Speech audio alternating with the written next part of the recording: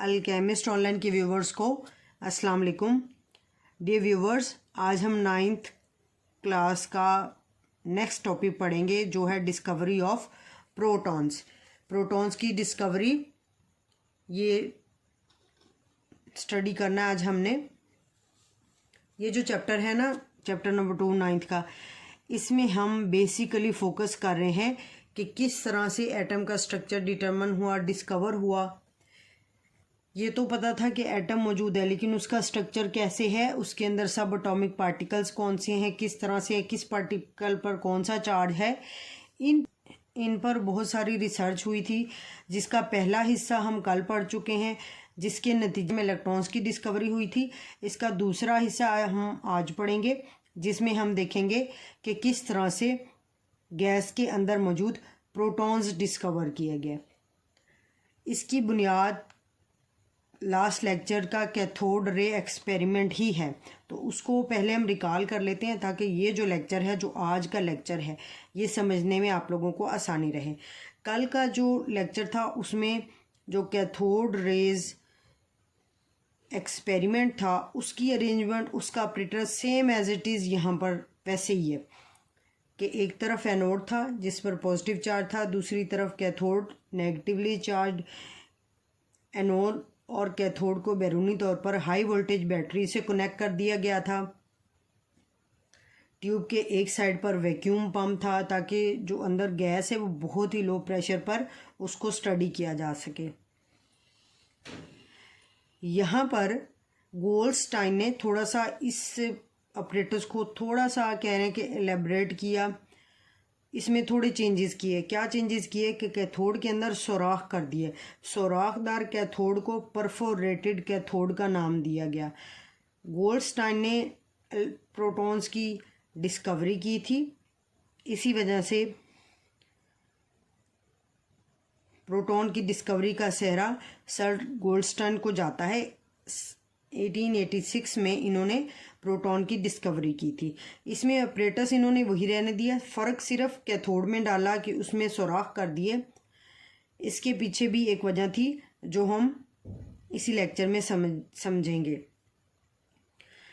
पिछले लेक्चर में क्या था कि कैथोड रेज निकली, कैथोड से खारिज हुई, उनके ऊपर नेगेटिव चार्ज आया और इन नेगेटिव चार्ज कैथोड रेज ये इस तरफ जा रही हैं कैथोड के परपेंडिकुलर, लेकिन यहाँ पर आपको कुछ पॉजिटिव रेज नज़र आ रही हैं। ये पॉजिटिव रेज जो हैं ये कैथोड की अपोजिट डायरेक्शन में, कैथोड रेज की अपोजिट डायरेक्शन में जा रही हैं। इनकी सिमत इनसे मुखालिफ है।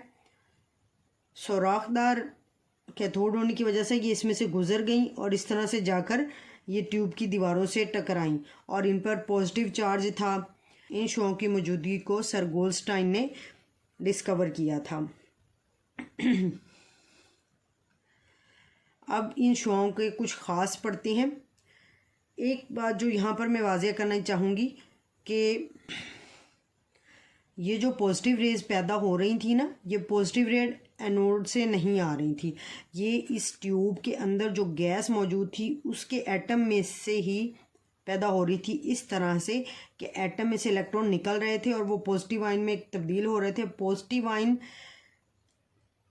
नेगेटिव कैथोड की तरफ अट्रैक्ट हो रहे थे, क्योंकि पॉजिटिव और नेगेटिव दोनों मुखालिफ चार्जेस एक दूसरे को अट्रैक्ट करते हैं। इसीलिए जो ये पॉजिटिव रेज पैदा हुई, इन पॉजिटिव रेज का जो रुख था, जो सिमत थी, वो कैथोड रेज के अपोजिट साइड पे थी, क्योंकि इन्होंने कैथोड की तरफ अट्रैक्शन फील की जो कि नेगेटिव चार्ज था। इसीलिए इनकी डायरेक्शन कैथोड की मुखालिफ सिमत में नज़र आई।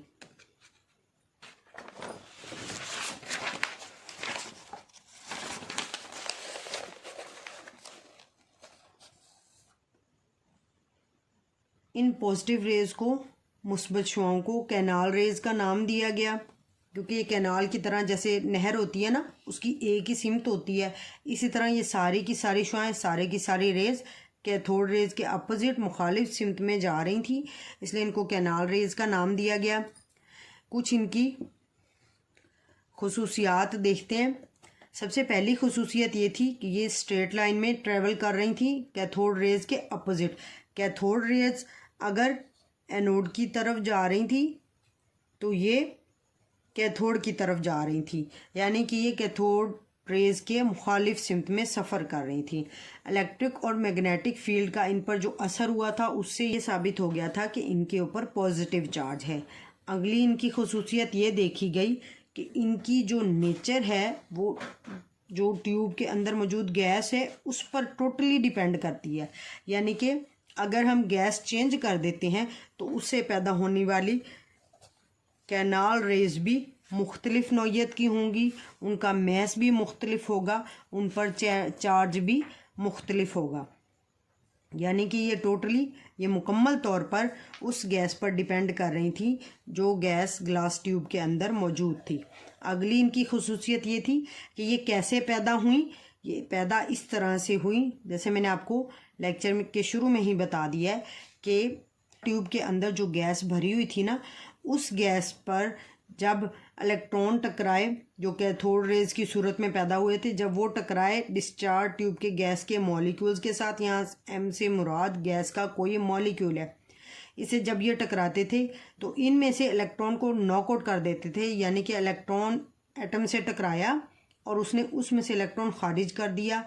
एटम में से जब इलेक्ट्रॉन खारिज होता है तो उसके ऊपर पॉजिटिव चार्ज आ जाता है, ये पॉजिटिव आयन बन जाता है, और फिर साथ ही साथ एक इलेक्ट्रॉन तो पहले मौजूद था, एक इलेक्ट्रॉन इसमें से खारिज हो गया। इस तरह से 2 इलेक्ट्रॉन खारिज हुए और इन पार्टिकल्स के बनने की वजह से जो कैनाल रेज थी ये मुस्बत चार्ज के हामिल पार्टिकल्स मानी गई।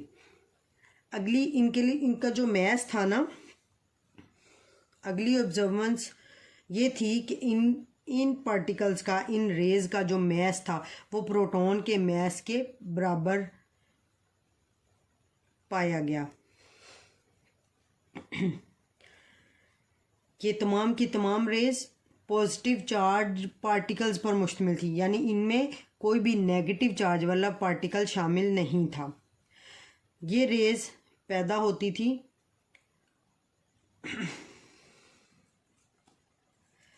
अगर डिस्चार्ज ट्यूब के अंदर गैस चेंज कर दें तो उससे मुख्तलिफ़ किस्म की रेज पैदा होती थी, क्योंकि उनके चार्जेस और मैसेज ये दोनों ही मुख्तलिफ हो जाते थे गैस बदलने की वजह से। मतलब जो कैनाल रेज हैं ये सारी की सारी डिपेंड कर रही थी उस गैस पर जो गैस आपने डिस्चार्ज ट्यूब में ली थी। हर गैस मुख्तलिफ कैनाल रेज पैदा कर रही थी। अगर गैस कर दी जाती थी तो उस सूरत में पैदा होने वाली कैनाल रेज का मैस और चार्ज दोनों में ही फ़र्क आ जाता था, यानी कि कैनाल रेज जो पैदा हो रही थी वो मुकम्मल तौर पर उस गैस में से पैदा हो रही थी जो डिस्चार्ज ट्यूब के अंदर भरी हुई थी। ये इनकी लास्ट प्रॉपर्टी है। आज का लेक्चर इस प्रॉपर्टी के साथ ख़त्म होता है। और अभी भी कोई चीज़ समझ ना आई हो, कोई क्वेश्चन हो आपका, कोई बात जो आप लोगों को क्लियर ना हुई हो, आप कमेंट में लाजमी पूछ सकते हैं, उसका मैं श्योरली आंसर करूँगी। मेरे न्यू व्यूवर्स के लिए ये है कि मेरे चैनल को सब्सक्राइब करना मत भूलें, और जो लोग रेगुलरली मेरी वीडियोस को वॉच करते हैं वो इनको लाइक करना मत भूलें।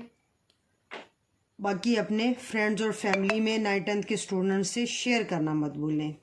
अपना और अपने प्यारों का ख़ास ख्याल रखें। अल्लाह हाफिज़। Thank you so much.